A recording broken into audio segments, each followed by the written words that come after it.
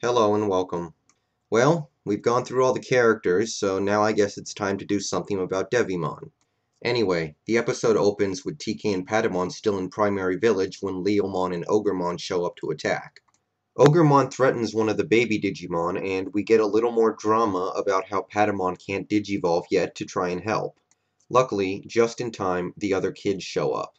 During the ensuing fight scene, which was actually pretty good since it goes back and forth a little bit, we also learned that Devimon has taken a particular interest in TK and seems to be concerned about him above all the others. Eventually, Tai and Matt use their Digivices to zap the black gear out of Leomon, which causes Ogremon to run away. And now it's time for some exposition courtesy of Leomon. He sits down with the kids and explains what's going on to the best of his knowledge. Ancient legend speaks of an evil that will come down on the digital world one day with the ability to change good Digimon into bad ones. Presumably, this is Devimon and his black gears.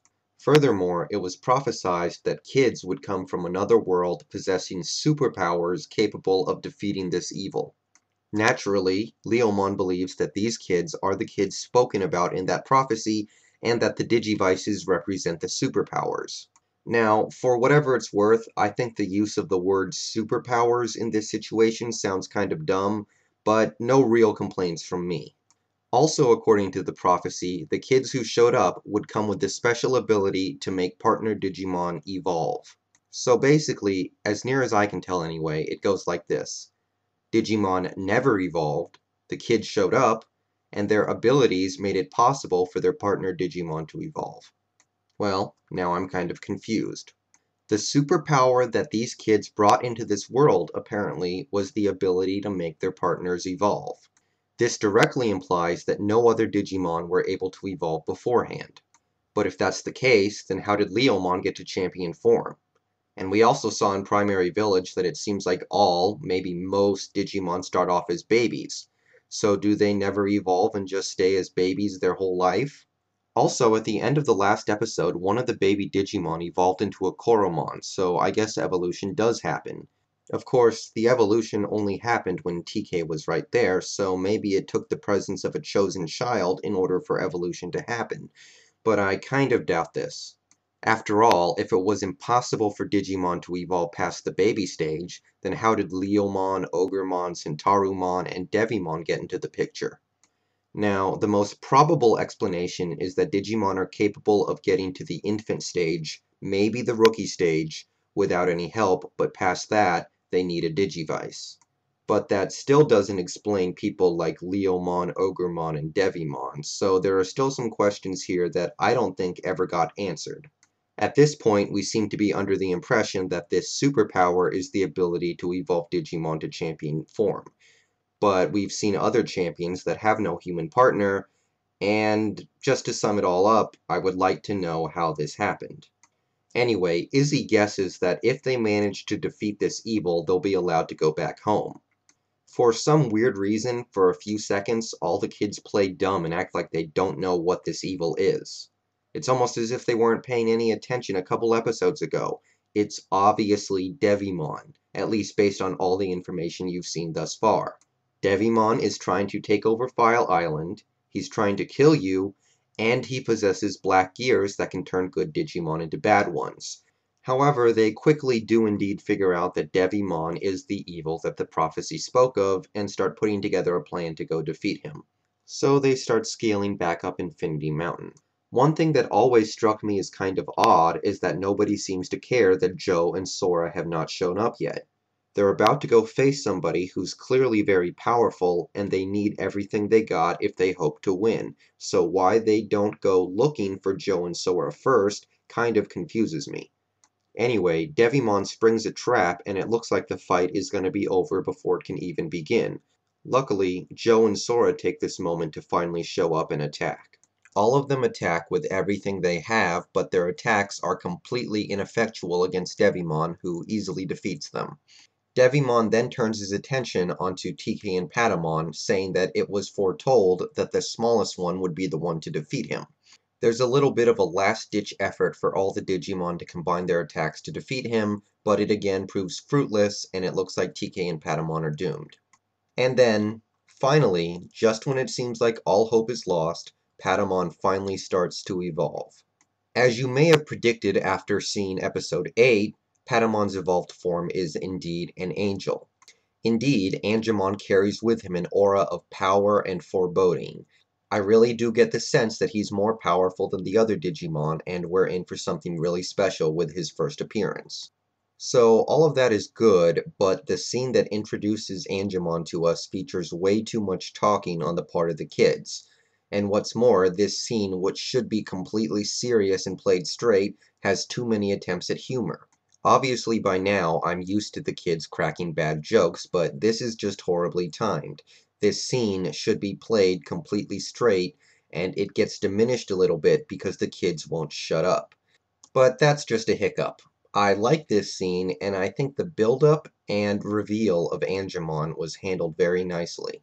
So Angemon absorbs power from all the other Digivices and then charges up one big attack which successfully blows a hole through Devimon and seems to defeat him.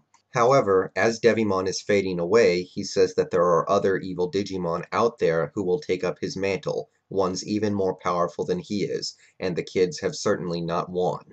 As a matter of fact, he seems completely unaffected by the fact that he was just killed, almost as if he doesn't care at all. It almost seems like it was part of his plan, which clearly isn't the case. Now, obviously he is correct. There are other evil Digimon out there that are stronger than him that are going to try and take over the digital world, whether or not he's there. However, the fact that he seems downright happy about the fact that he just got killed kind of confuses me. He should at least be a little unhappy about it. This might make some sense if Devimon was an underling taking orders from somebody more powerful, but I don't believe that was the case, so why he seems downright thrilled about getting killed, I don't know. More importantly, however, the attack has drained Angemon and he too starts fading away into nothing. He tells TK that he's going to come back one day, but then fades off. Obviously, TK doesn't take this very well, but after a few seconds, a couple of feathers land on the ground and transform into a Digi-Egg. The other Digimon tell TK that Patamon's inside the egg and he'll come out after he's rested for a little while. Now, this whole thing about Angemon disappearing was supposed to be a very sad and emotional moment. But that's all it is, just a moment.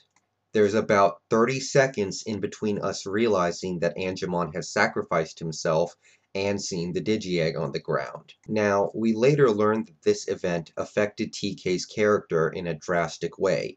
In fact, he references it years from now.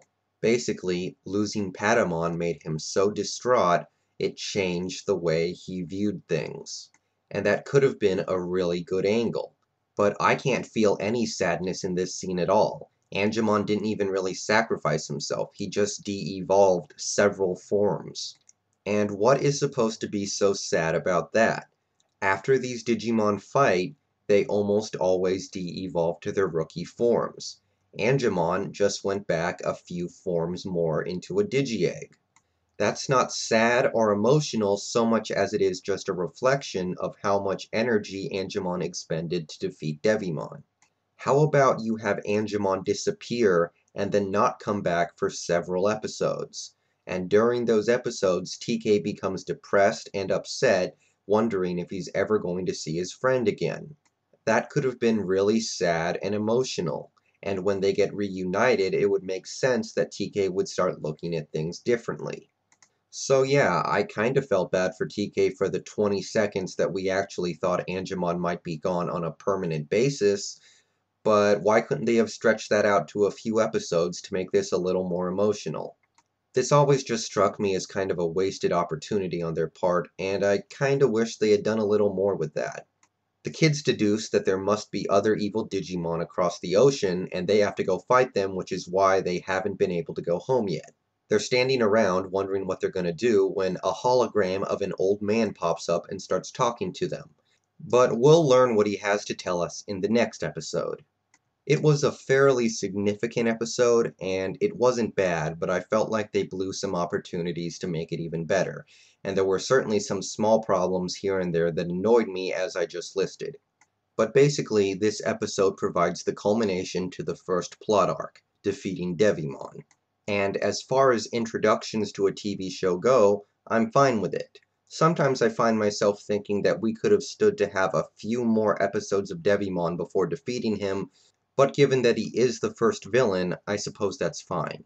So I'm just going to call this episode satisfactory. I don't think it was really good or anything. Maybe it wasn't even good because of all the little problems here and there, but I thought it was a satisfactory end to the first plot arc, and that's my review. Thank you.